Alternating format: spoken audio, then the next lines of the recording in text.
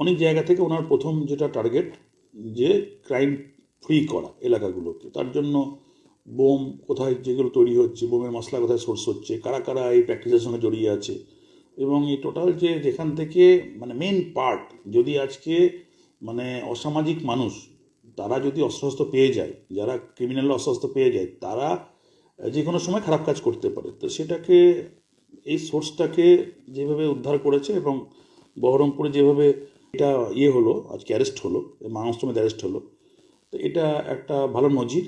যারা আর্মস বিক্রেতা বা যারা এর সঙ্গে জড়িয়ে আছে তারা ভয় পাবে।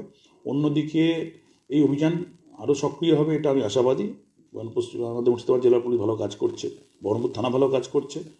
আর এটা ওপেন করার অর্থ এটা যে পুলিশের সমালোচনা করা না, এটা ওপেন করার অর্থ পুলিশকে অ্যাপ্রিসিয়েট করা, পুলিশের পাশে থাকা, এবং যে অবস্থায় যে কর্নার থেকে তার নাম গোপন করে পুলিশকে সঠিক তথ্য আদান প্রদান করা, যাতে এরকম মানে আর্মসের ব্যবসা, কোনো ক্রাইম, কোনো রকম মলেস্ট, কোনো রকম যা যে যাবতীয় যা যা সমাজের ক্ষেত্রে চলার ক্ষেত্রে যেটা মানে মানুষ চায় না, সেইগুলো বন্ধ করার জন্য মানুষ যাতে ফ্রিলি মুভমেন্ট করতে পারে, পুলিশকে সহযোগিতা করা দরকার, এটা বলে আমি মনে করি।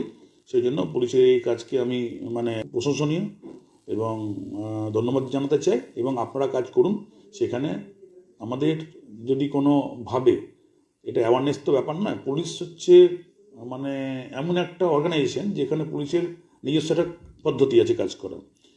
সেখানে যদি মনে হয় যে মানুষের সাহায্য দরকার, সেখানে মনে হয় যে নাগরিকের সাহায্য দরকার, যে কোনো নাগরিক হোক না কেন, যে কোনো অর্গানাইজেশন কাজে লাগে, এনজিও হোক বা ওয়েলফেয়ার হোক, ব্যবসায়ী সমিতি হোক, পলিটিক্সের লোক হোক, যাকে যেভাবে দরকার যে পুলিশের তাতে হেল্প হচ্ছে, মিসগাইড করছেন, তাহলে পরে যদি মনে হয়, তাহলে বহরমপুরের নাগরিক হিসেবে আমি অন্তত পুলিশের পাশে আছি।